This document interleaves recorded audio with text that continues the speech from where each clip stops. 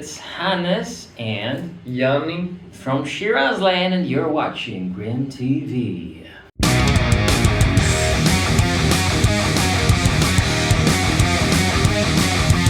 Really nice to meet you guys again. It's been a while. Pleasure. It's been a moment, Mhm. like we just said before talk, since what was it, August at the airport where we briefly met. How are you guys doing today? We're happy and excited. Fine. It's been a fun day talking to different media about our upcoming album, In Vertigo, in stores now-ish, soon, pre-order now. It's been fun. It feels kind of surreal as we're finally releasing the album. We've been working on the songs pretty much. For the past 2 years, Yeah. I'd say. So it's great to finally now get the album released. And I'm very excited to be able to play these songs live as well, to freshen up the set list. Well, like you nicely introduced yourself already. We're here mostly to talk about your upcoming album, In Vertigo. You've sort of described it as like a fresh chapter for Shiraz Lane. How do you guys kind of like see that or like feel about that? Yeah, I mean, the freshness comes not only from the soundscape, but also from the songwriting process in itself. And with this new chapter, we're definitely running, almost leaping towards those kind of songs where the crowd can really jump along and sing along in a different way than before. And personally, the songwriting experience of this album was the most fun that I've had pretty much during our whole career. It just feels fresh and sounds fresh. Yeah, I think we really wanted to like kind of have a little bit of attention put into the songwriting this time, with more like with the simple songs and simple hooks, and just to have like a really like catchy stuff for this album. So I think And that this was time around, the plan for this record. ever since the beginning, when we realized that us working as a trio, so me, Jani, and Miki, writing most of the songs for the album, and then taking the almost finished product to the rehearsal space, and then doing the pre-production with our producer Paraldam, and then taking the step even further. It was very refreshing. Personally, for me as a singer as well, I just felt like we were constantly in motion. It was we're in a state of flow all the time, 2-3 times a week, working together on these songs. It just felt like we're creating all the time. You can definitely hear it on the album. It sounds and feels energetic, even though we've got lots of different emotions, as a great album is supposed to have the dynamics in it. So it's like looking into our lives, sort of. Yeah, like you say, you can definitely hear it on the album. Like when I listen to it, it kind of immediately caught me that, for instance, compared to your last album, this feels kind of a little bit more uplifting than anything you've done before. Like it's kind of, I don't know, it feels kind of lighter, so to say. Oh yeah, for sure. It was, I think, our intention.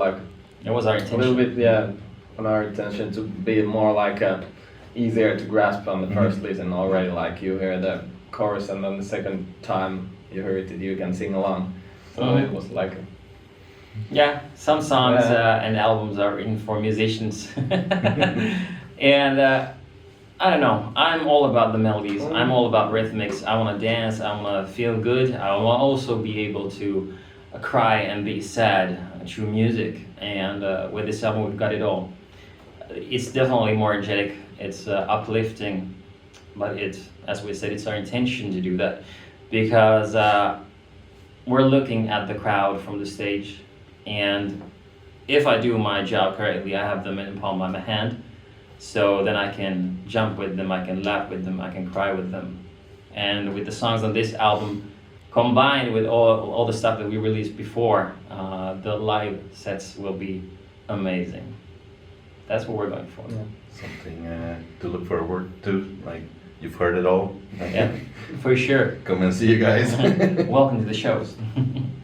Yeah, because I remember like when we talked about like the last album, like there were some like really like dark and heavy topics that really reflected in some really dark and heavy songs. And dark and heavy times while we were writing those. Yeah. You can definitely see you can see a ray of light. Haha. Pun intended. In Vertigo. Pre-order now.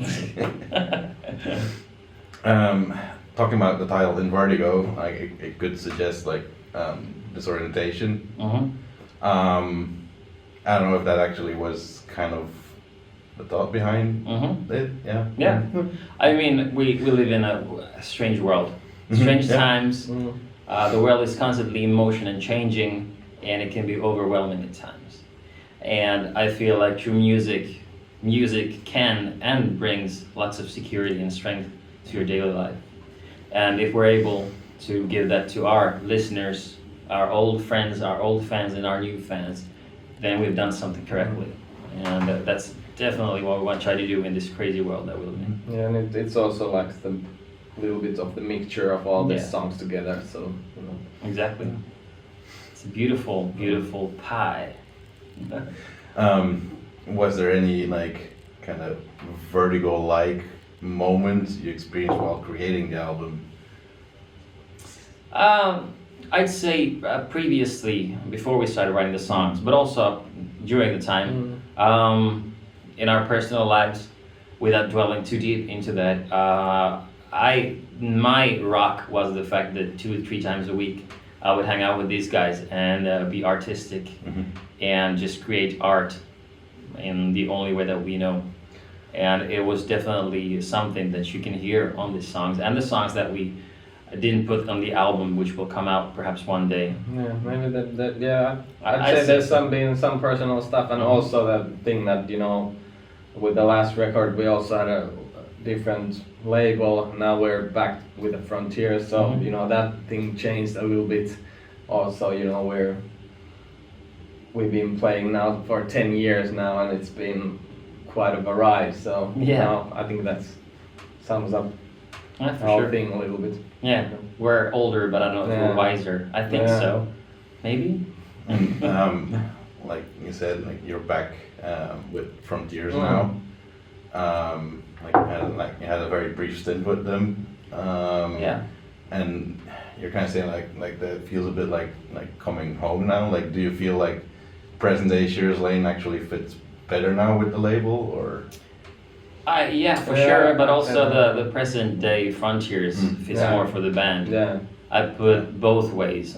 We've been creating and we've been evolving throughout these years, and when they wanted us back, we felt like, okay, this is the right decision for us in our career in this moment, and for sure it's something that works well together.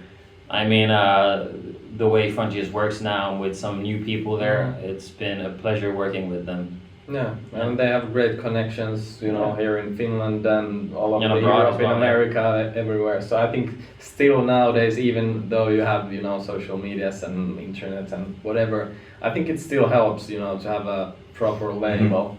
They can really, you know, get some PR stuff done and, you know, pushing the songs to the streaming services and on YouTube and everything. I think it's been good for us. Yeah, for sure. I mean, during our first stint, lots of great things happened, and I'd say the same thing will happen now as well. And it was also a great time for us to experiment in between, where we went before, songwriting-wise as well. It was very natural for us to go back to Frontiers now. Yeah, it feels also like I've talked about it with Tommy from Ginger Evil. That right now Frontiers is building out like a really interesting and diverse roster. Like they're really looking towards the future. Yeah. Well, like in the past, I easily got bored of what Frontiers had on the roster. But right now, like they have some really exciting bands with new sounds, and like it was nice to see that you guys got to go back to that kind of. They wanted some more freshness into their label, and that's definitely something that we bring to the table. Yeah. like you said, like on this album, you kind of kept it more simple, considering like the songs and such. I know in the past you've experimented regularly on songs. You had some really long songs and like. Was there still some experimentation that kind of snuck in to this one, even though you kept it simple? I mean, for sure. Simple by itself means simplified, I'd say. And the reason why the songs work so great well is because of the arrangement and the songwriting by itself. So everything goes together. You know, no one's doing any solo acts within the tracks, and everything's following the melodies. And when the melodies do something, the guitar does something. Or then when the guitar does something, the melodies do something as well.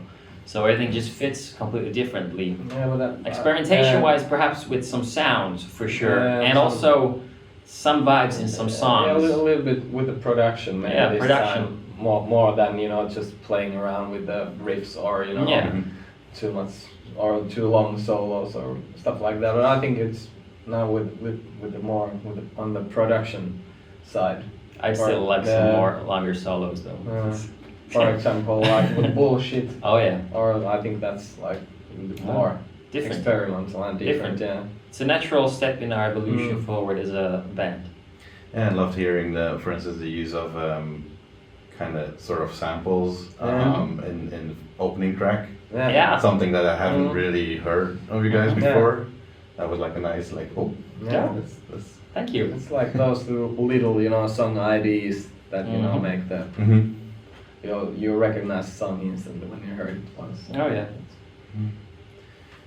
I don't know, was there like a song on this album now that kind of almost didn't make it, but that you're kind of glad that it actually like is there?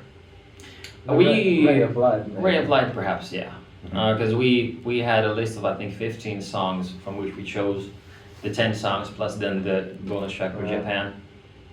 But as we're going through the album and the songs for the album, we're thinking everything through.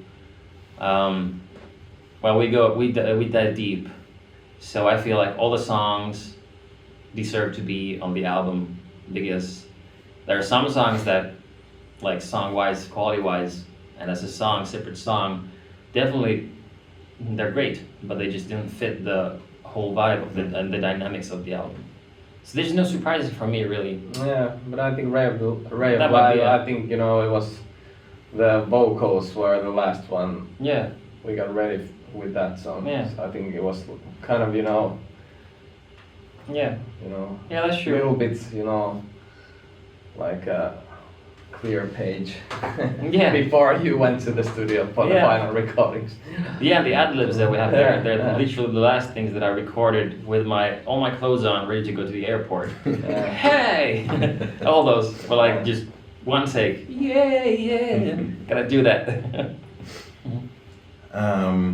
Yeah, so like you said, this is kind of a new chapter.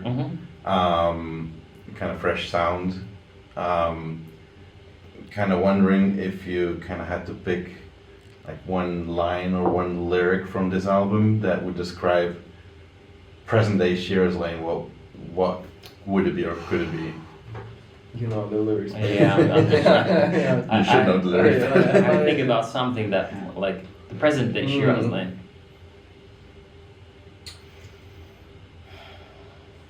It's just bullshit.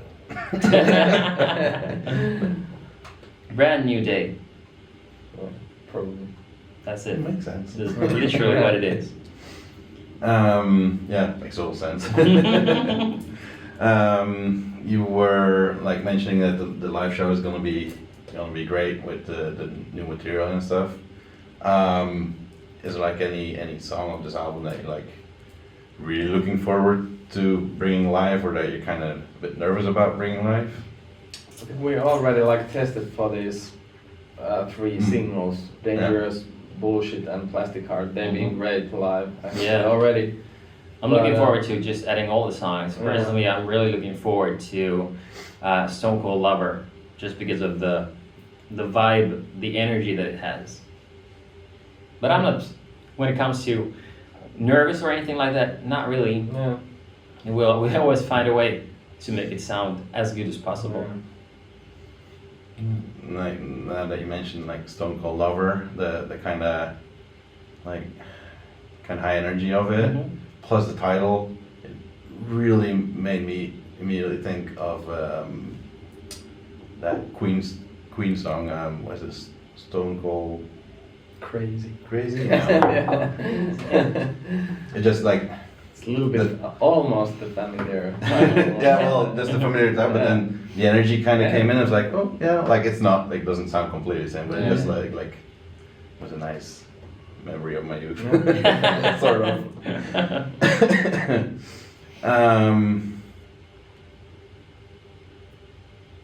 Now, like going further on, like playing live, you're gonna well, I'm guessing you're planning to tour this album around or shop this album around quite a bit. Yeah. Yeah, that's what we're hoping for. Mhm. I guess that with some shows in Finland. Yeah. So, This year and Yeah. one show in Spain Mhm. also.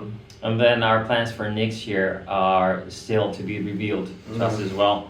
With the way the world is nowadays, Mhm. we definitely want to tour with the album, but I'm mostly looking to it mostly happening perhaps in a year or so, depending on who we could play with, because I really want to tour with another artist, and we'd like to open up for a bigger act, Mhm. so that we could then possibly gain new fans through that, and also new experiences, because it's so cool to play with some other cats that have been doing it for a while, because you learn from the things that they do, Yeah. and you just grow through doing that.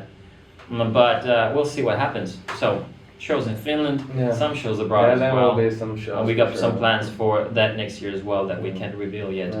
But touring, we'll see. Yeah. And if you could take this like specific album to kind of like to play it in a very unusual setting, what would you love to do, or where would you love to do it? Ooh, great question. I'd like to. There's this one place. It's in Germany. It's next to a venue. I think the venue is called Hellraiser. So it's like an abandoned factory. So build a stage there, and also the way I visualize it, lots of what's the word? The things you build the stages with, the metal things. I'd like to see lots of metal around where you could build lots of cool lights, and just playing in an abandoned factory warehouse would be cool.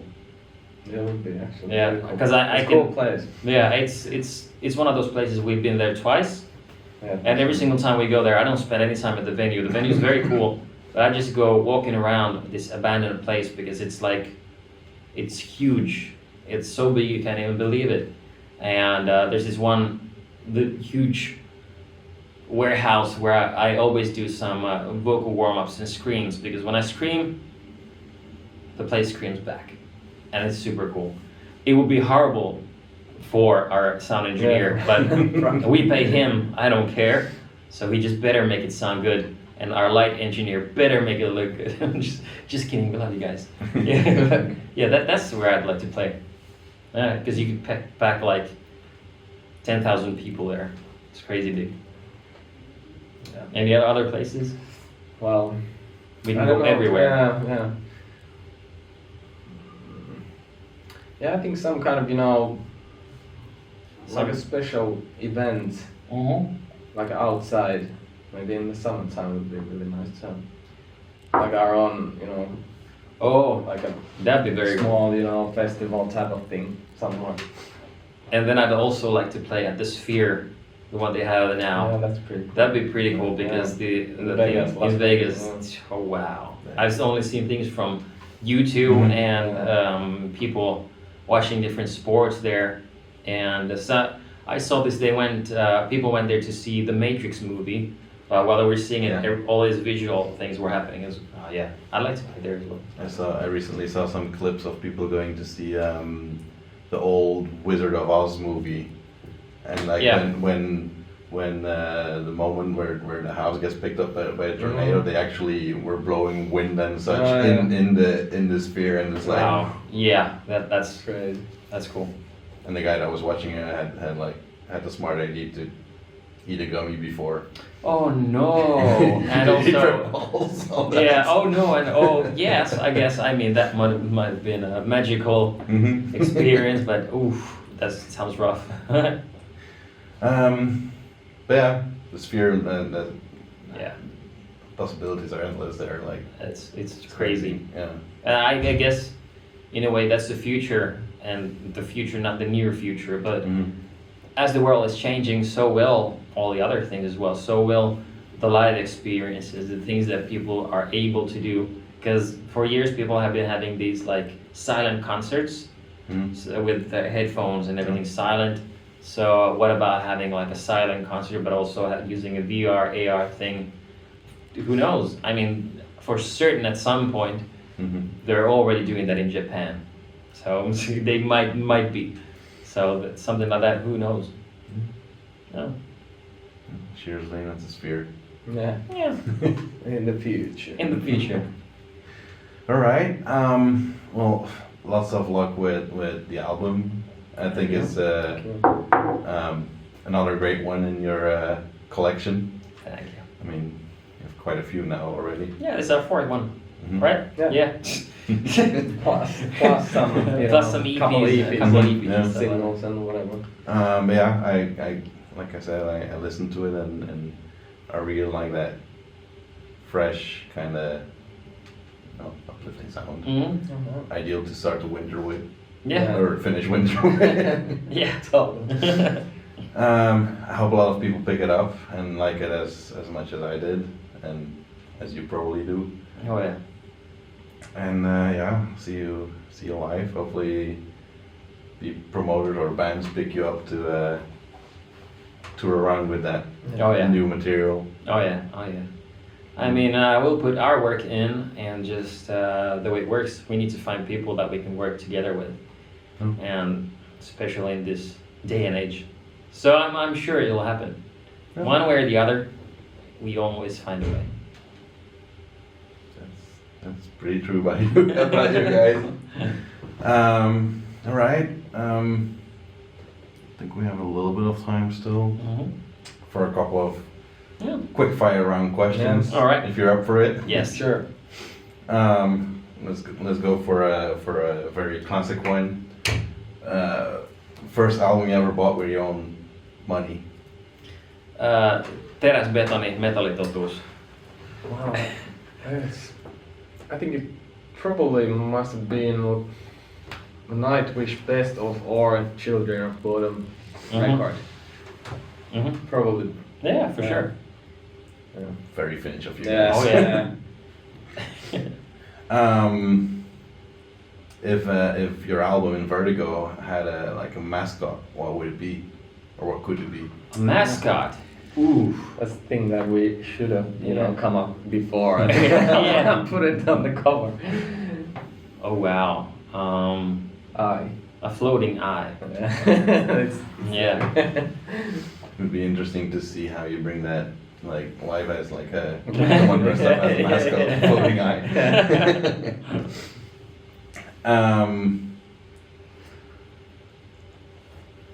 Dream festival slot. Who plays right before you and who plays right after you? Ooh. And where is it? We can pick. Damn. Dream festival slot.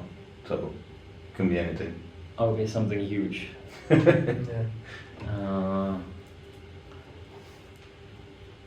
What's the place that they do in the middle of the desert? In the States. It's called. You mean the festival? Yeah, it's the Burning Man thing? Burning Man. Yeah. I don't know if they have shows there, but now they do. So Burning Man. Who's playing before us?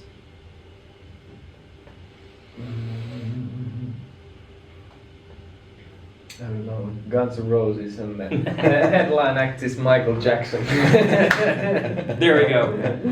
Anything is possible. Oh yeah, oh yeah.